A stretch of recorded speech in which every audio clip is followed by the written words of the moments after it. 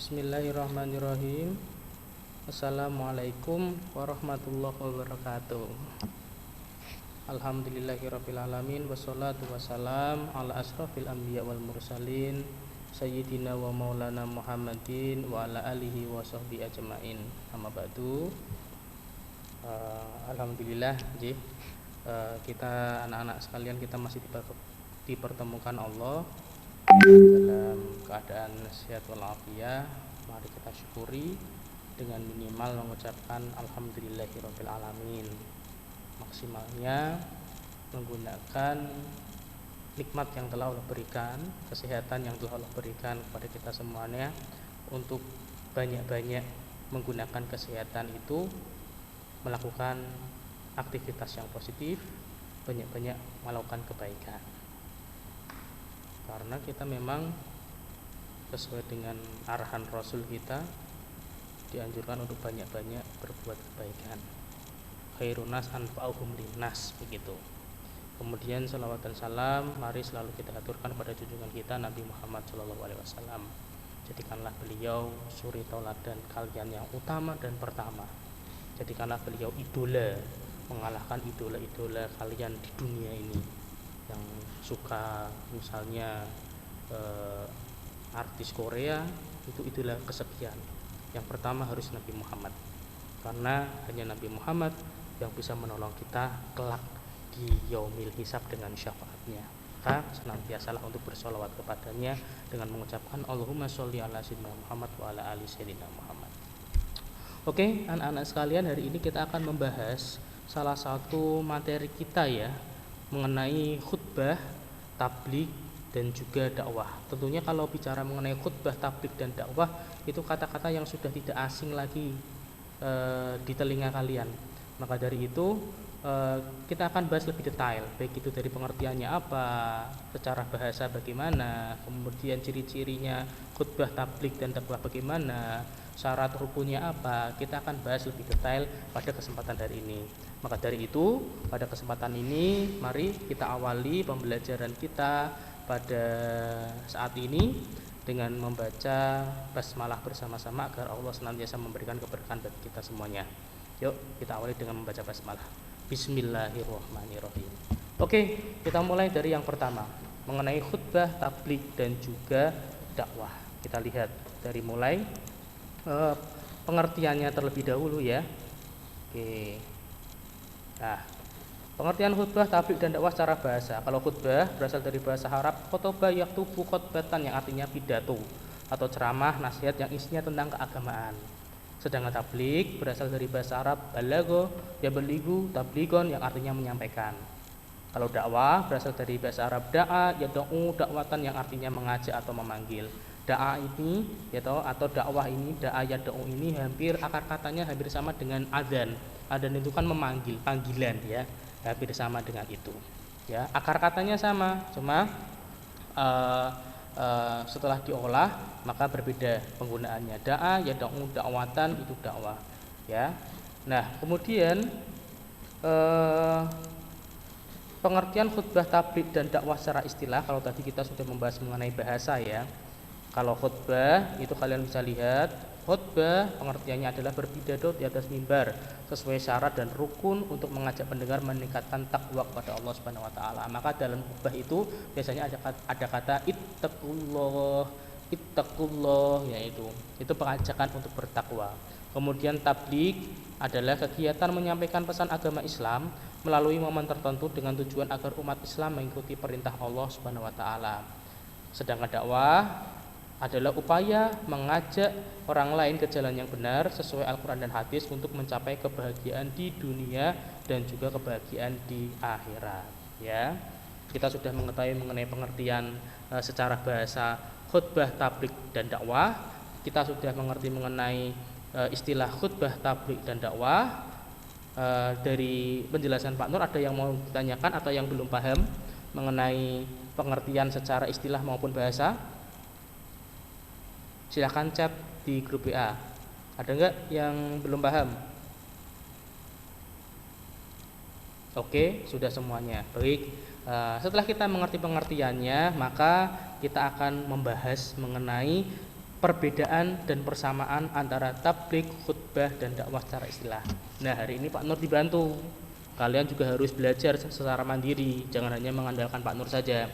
Silahkan kalian buka LKS kalian, halaman kalau tidak salah halaman 74 ya.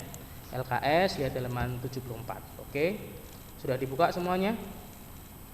Oke, tak tunggu ya. Oke, sudah? Ya, di LKS halaman 74 itu dijelaskan mengenai perbedaan, persamaan tabligh, khutbah, dan dakwah. Intinya untuk persamaannya adalah tentunya tabligh, khutbah maupun dakwah ini adalah mengajak manusia ke jalan Allah, mengajak manusia untuk bertakwa, mengajak manusia untuk berjalan di rel yang lurus atau berjalan di atas aturan-aturan yang telah Allah perintahkan. Dan tabligh, khutbah, dan dakwah ini adalah juga merupakan sarana untuk manusia mengerti mengenai jalan yang harus ditempuh untuk mencapai kebahagiaan di dunia dan di akhirat. Ya, kemudian setelah kalian mengerti perbedaan dan persamaan tabligh, khutbah, dan dakwah, maka kita masuk ke dalam khutbah yang disyariatkan dalam agama Islam. Kita mulai dari khutbah dulu ya. Setelah khutbah nanti dakwah, kemudian tabligh, atau kita bolak-balik tidak masalah. Kita mulai dari khutbah dulu. Khutbah yang disyariatkan dalam Islam ini masih ada kesalahan, ini diisyaratkan, aslinya disyariatkan dalam Islam yang kita kenal ya, yang mungkin kalian sudah pernah ikut atau mendengarkan khutbah tersebut. Yang pertama khutbah Jumat, kalau laki-laki tentunya setiap Jumat ya, khutbah Jumat, kemudian khutbah Idul Adha dan Idul Fitri, khutbah khusuf pada saat gerhana bulan, khutbah pada sholat istisqa. Istisqa itu sholat meminta hujan, dan khutbah tatkala wukuf di padang Arafah. Ini macam-macam khutbahnya seperti itu. Nah, kemudian ketentuan khutbah, tabligh, dan dakwah. Ini masuk ke khutbah dulu ya. Jadi slide-nya ada yang agak miss ini. Ini tablighnya harusnya hilang. Oke. Ketentuan khutbah. Seorang yang berkhutbah itu dinamakan atau orangnya namanya khotib. Nah, syarat-syarat khotib itu adalah Islam, balik, berakal sehat, mengetahui ilmu agama ya. Kemudian syarat-syaratnya selain itu, maka khutbah itu mempunyai syarat-syarat khutbah ya, yaitu seorang khotib itu mempunyai syarat-syarat, yaitu khotib hendaknya suci dari hadas dan najis. Kemudian khutbah dilaksanakan setelah matahari tergelincir atau masuk waktu zuhur, ini khutbah Jumat ya. Kemudian ketika khutbah hendaknya khotib berdiri jika mampu. Kemudian khotib hendaknya duduk di antara dua khutbah seperti Jumatan itu yang terdiri dari dua khutbah. Kemudian khutbah diucapkan dengan suara yang keras supaya terdengar oleh jamaah Jumat, dan tertib dalam rukun maupun antara khutbah pertama dengan khutbah yang kedua. Oke, sampai sini ada yang mau ditanyakan? Ini khutbah Jumat yang di sini di slide ya, dan syarat-syarat khotibnya.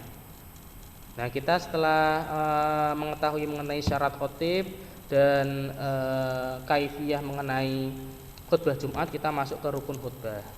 Nah, rukun khutbah, kalau rukun itu sesuatu yang tidak boleh tertinggal. Kalau ada yang terlewati maka ibadahnya tidak sah. Oke. Nah, rukun khutbah yang tidak boleh ditinggalkan adalah yang pertama, khotib harus membaca hamdalah. Kedua, khotib harus membaca syahadatain. Kemudian khotib membaca sholawat kepada Nabi. Khotib berwasiat atau memberi nasihat tentang takwa dan membaca salah satu potongan Quran ya. Kemudian berdoa pada khutbah kedua agar kaum muslimin memperoleh ampunan dosa dan rahmat Allah Subhanahu wa taala. Ini termasuk rukun-rukun khutbah. Kemudian sunnah khutbah di sini bisa kalian lihat, ini sunnah itu kalau dikerjakan dapat pahala, kalau tidak pun tidak apa-apa. Berbeda dengan yang namanya rukun tadi, harus ada. Oke. Nah, Pak Nur akan tayangkan sebuah video mengenai khutbah, silahkan kalian simak ya. Oke. Oh, ternyata tidak bisa. Oke, Pak Nur akan carikan yang filenya dulu. Bentar.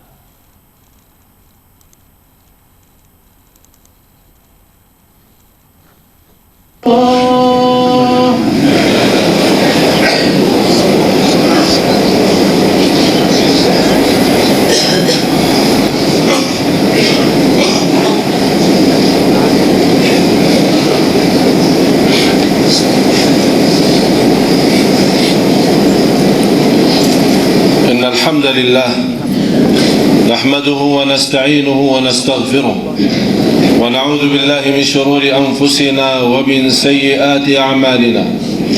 من يهده الله فلا مضل له ومن يضلل فلا هادي له، وأشهد أن لا إله إلا الله وحده لا شريك له، وأشهد أن سيدنا ونبينا محمدا عبد الله ورسوله. اللهم صل وسلم وبارك على سيدنا محمد وعلى آله وصحبه ومن تبعهم بإحسان إلى يوم الدين. أما بعد، معاشر المسلمين، أوصيكم ونفسي الأمارة بالسوء بتقوى الله عز وجل، فقد فاز المتقون. Jamaah Jumat yang dimuliakan Allah Subhanahu wa taala. Urut-urutannya ya. Jadi bisa kalian lihat bahwasanya ada hamdalah, syahadatain, kemudian sholawat Nabi, kemudian pesan takwa. Oke, sampai sini ada yang mau ditanyakan?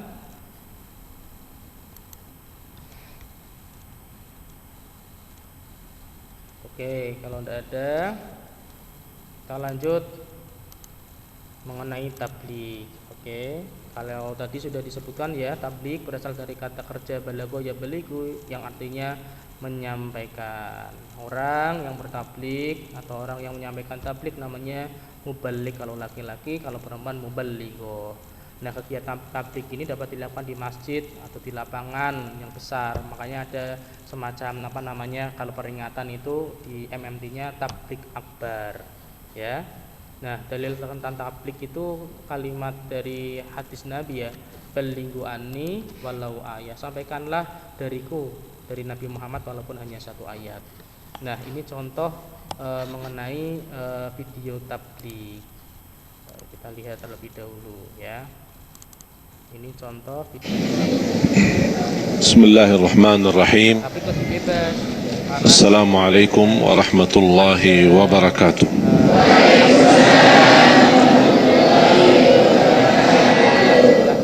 Alhamdulillah, alhamdulillahi rabbil alamin.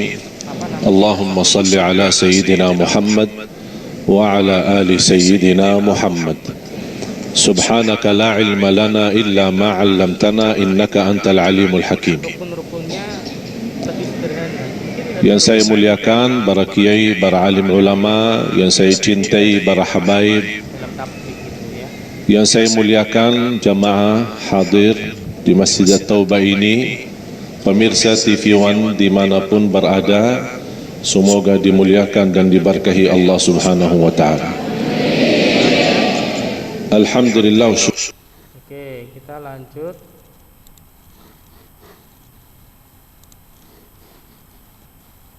Setelah dakwah, setelah tabligh, maka ini syarat-syarat muballigh atau muballigho. Tadi sama dengan khotib ya. Islam, baligh, berakal, mendalami ajaran agama. Kalau khotib tadi juga sama, Islam, baligh, berakal. Cuma khotib itu memang diwajibkan seorang muslim atau laki-laki. Kalau orang muballigh atau muballigho boleh laki-laki maupun boleh perempuan. Nah, etika yang perlu diperhatikan seorang muballigh atau muballigho yaitu satu, bersikap lembut, kemudian tidak kasar, tidak merusak, menggunakan bahasa yang mudah dimengerti. Isinya tabligh atau isinya ceramah tersebut tidak menghasut orang lain. Kemudian tidak menyebutkan kesalahan orang lain dengan maksud untuk mencaci, menghina, bahkan memfitnah. Kemudian materi dakwah yang disampaikan atau materi yang disampaikan dalam tabligh tersebut harus mempunyai dasar hukum yang kuat dan jelas sumbernya, misalnya dari Al-Quran dan hadis. Nah, kemudian setelah kalian mengetahui mengenai tabligh, kita lanjut ke dakwah. Nah, dakwah itu berasal dari kata bahasa Arab ya, yang merupakan kata dasar dari kata kerja da'aya dakwatan, yang artinya memanggil, menyeru atau menjenguk. Orang yang berdakwah namanya dai. Sedangkan menurut istilah, dakwah itu kegiatan yang bersifat menyeru, mengajak dan memanggil orang untuk beriman dan taat kepada Allah Subhanahu wa taala sesuai dengan ajaran Islam. Ya, sedangkan orang yang menerima seruan dakwah menjadi orang yang beriman dan taat kepada Allah tentu akan meraih kesejahteraan di dunia dan di akhirat. Nah, ini pola-pola dakwah. Dakwah ada bilisan atau dengan lisan, ya, orang yang pintar ceramah itu dengan lisannya berdakwah. Kemudian ada dakwah bilmal, ada orang yang tidak pintar lisan tetapi punya harta banyak, maka dia berdakwah dengan hartanya, misalnya sedekah, infak, membantu fakir miskin, membantu operasional pondok pesantren dan lain sebagainya. Setelah itu dakwah bilhal, dakwah dengan perbuatan atau suri toladan. Misalnya orang tua kalian ada yang tidak punya harta, kemudian ceramah juga tidak begitu menguasai, maka dakwahnya dengan perbuatan, dengan suri tauladan. Itu bisa ya, termasuk kalian lisan misalnya tidak pintar ceramah, kemudian harta belum punya banyak-banyak. Nah, yang bisa kalian lakukan adalah dakwah dengan perbuatan, mengambil duri dari jalan, memasukkan sampah ke dalam tempat sampah, itu termasuk dakwah bilhal. Oke, bisa dipahami. Kemudian yang keempat itu dakwah bil kalam, ya, atau bil maktab. Itu dakwah dengan tulisan. Misalnya kalau suka menulis buku lah tentang Islam, tentang ajaran Islam, nah itu kemudian bisa menjadi ladang dakwah kalian. Jadi menulis sambil memasukkan nilai-nilai Islam dalam buku-buku kalian. Itu dakwah bil maktab. Kemudian dalil perintah berdakwah itu ada di surat An-Nahl ayat 125, Al-Imran ayat 110, dan hadis riwayat Muslim. Kalian bisa lihat di LKS halaman 72. Ya, dilihat itu artinya ya, arti dan bacaannya. Nah, kemudian setelah kita mengetahui dalilnya, maka kita harus tahu mengenai prinsip berdakwah. Dakwah prinsipnya adalah mengajak, tidak menginjak, tidak boleh memaksa, karena hidayah hanya dari Allah Subhanahu wa taala. Dakwah adalah bagian dari setiap muslim meneruskan misi Rasulullah Shallallahu alaihi wasallam, dan dakwah mengajak semata-mata untuk menyembah Allah Subhanahu wa taala. Sampai sini ada pertanyaan? Oke, tidak ada. Nah, baiklah, kita lanjut ya. Kita mulai dari metode dakwah. Nah, dakwah harus dilakukan dengan bil hikmah wa mau'idatul hasanah, kemudian mujadalah billati hiya ahsan. Seorang pendakwah harus mengetahui tujuan dan sasaran yang mau didakwahi. Kemudian harus dengan mau'idah hasanah, memberikan nasihat, pengajaran dan teladan yang baik. Kemudian kalau ada perdebatan, maka mujadalah billati hiya ahsan, meluruskan dengan cara yang baik, bertukar pikiran, berdiskusi, tanya jawab masalah agama dan kehidupan, tidak berdebat kusir ya. Ya, jadi kita harus mengedepankan satu hikmah, mau'idatul hasanah, dan mujadalah billati hiya ahsan. Nah, adapun contoh dakwah mau'idah hasanah itu ini nih. Bentar, saya carikan dulu ya. Nah, ini. Oh, salah. Bentar.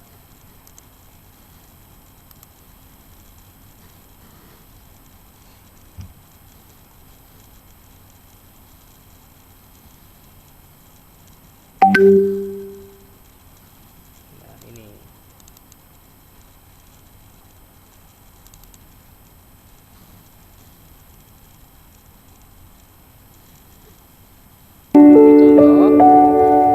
Ala bidzikrillahi tatmainnul qulub. Jadi kalau sholat Anda benar, hati Anda tenang. Ciri hati yang tenang, dia bisa mengendalikan nafsu dalam kehidupannya. Jadi kalau teman-teman sudah sholat 5 kali dalam sehari, tambah dengan sunnahnya, hatinya belum tenang, pasti ada yang kurang tepat dalam sholatnya. Karena Karena jangankan sholat, tempat sholat saja disebut oleh Quran tempat yang menenangkan. Anda dari rumah datang ke masjid, begitu dibuka pintu masjid, melangkah ada ketenangan tersendiri. Ada lain teman-teman. Makanya saya beri saran sedikit ya, ikuti pola sahabat dulu. Itu mereka apapun pekerjaannya, ada pengusaha, ada pedagang macam-macam. Itu kalau selesai bekerja, itu nggak langsung ke rumah Pak, teman-teman. Mereka mampir ke masjid. Begitu keluar dari masjid, yang dibawa itu aura masjid. Dia nyampe rumah itu bukan aura pekerjaan. Coba mampir, begitu keluar sudah ada ketenangan dalam jiwa. Enak. Oke, itu contoh salah satu video dakwah ya. Oke. Nah, kemudian ini contoh mujadalah billati ya ahsan, tanya jawab mengenai dakwah. Contohnya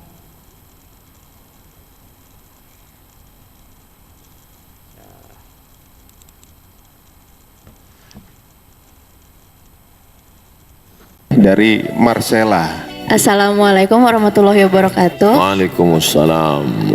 Sebelumnya Pak Ustadz, saya masih belajar dan banyak mau cari tahu tentang Islam. Jadi mohon maaf kalau pertanyaannya mungkin standar, cuman ini saya penasaran banget dari dulu. Ini masalah poligami. Kalau wah ibu-ibu di sini pada langsung gitu. Kalau yang saya tahu, yang saya yakini dari dulu, manusia itu kan diciptakan berpasang-pasangan. Lalu Hawa itu diciptakan dari tulang rusuknya Adam. Nah ini kalau masalahnya poligami, lalu kalau nikahnya sampai 4, itu sisanya yang misalnya namanya Siti, apa Susi, apa Santi, itu tulang rusuknya dari mana itu Pak Ustadz? Terus sama kalau memang diperbolehkan asalkan bisa adil, katanya gitu ya Pak Ustadz.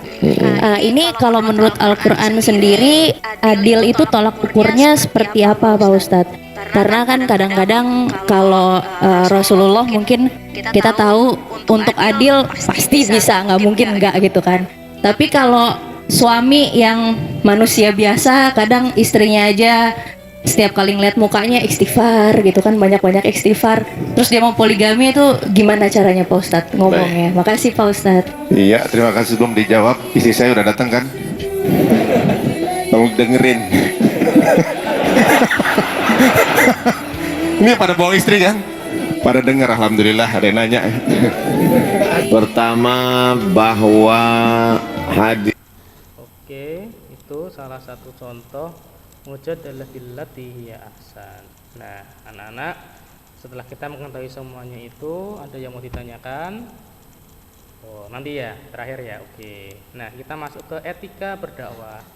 Kita kalau kalian mau berdakwah, entah itu bilisan, bilmal, ataupun dengan bilhal, ataupun dengan bilmaktab, ada etika yang harus kalian pegang, yaitu satu, lemah lembut, kemudian disampaikan dengan bahasa yang mudah, kemudian mampu menjadi teladan, kemudian sifatnya lebih banyak mengajak bukan menginjak, merangkul bukan memukul, dan tidak meminta tarif tertentu. Oke. Nah, kemudian media-media dakwah di era sekarang yaitu ada YouTube, ada WhatsApp lewat status-status, lewat Line, lewat film dakwah kan sekarang banyak, kaos dakwah juga banyak, sedekah online sekarang masih bisa ya, malah banyak sekarang sedekah bukan hanya masukkan ke kotak amal, tetapi dengan online pun bisa sedekah. Dengan konser tajuknya adalah charity, artinya menggalang dana untuk kemanusiaan, dan juga olahraga. Misalnya ada Muhammad Salah gitu ya, yang pemain Liverpool yang berdakwah dengan olahraga. Ya, dengan olahraga itu ternyata banyak orang yang mengenal Islam. Itu bisa dijadikan ladang dakwah kita. Jadi dakwah lingkupnya banyak. Setiap dari kalian bisa berdakwah sesuai dengan passionnya masing-masing. Oke, sampai sini ada yang mau ditanyakan? Oke, tidak ada. Baiklah, kalau tidak ada, pertemuan ini akan Pak Nur lanjutkan supaya kalian lebih paham mengenai materi khutbah, dakwah dan juga tabligh. Silahkan, nanti ada LKPD yang harus kalian kerjakan ya. Pak Nur akan share di Google Form melalui WA grup kalian. Tolong kalian kerjakan dengan baik, ya, secara mandiri, tidak usah tanya temannya atau yang lainnya. Silakan dikerjakan, baik itu soal pilihan gandanya maupun uraiannya. Di sini nanti akan Pak Nur jadikan ukuran apakah kalian sudah memahami konsep mengenai dakwah, mengenai khutbah dan juga mengenai tabligh. Oke, mungkin itu ya anak-anak pertemuan kita pada siang hari ini. Semoga yang sedikit ini bermanfaat bagi Pak Nur sendiri dan bagi kalian tentunya, bahwasanya dakwah, seorang yang pengen berdakwah itu tidak harus menjadi orang yang seorang penceramah yang hebat dulu, harus pakai sorban, harus pakai gamis, berjenggot ya.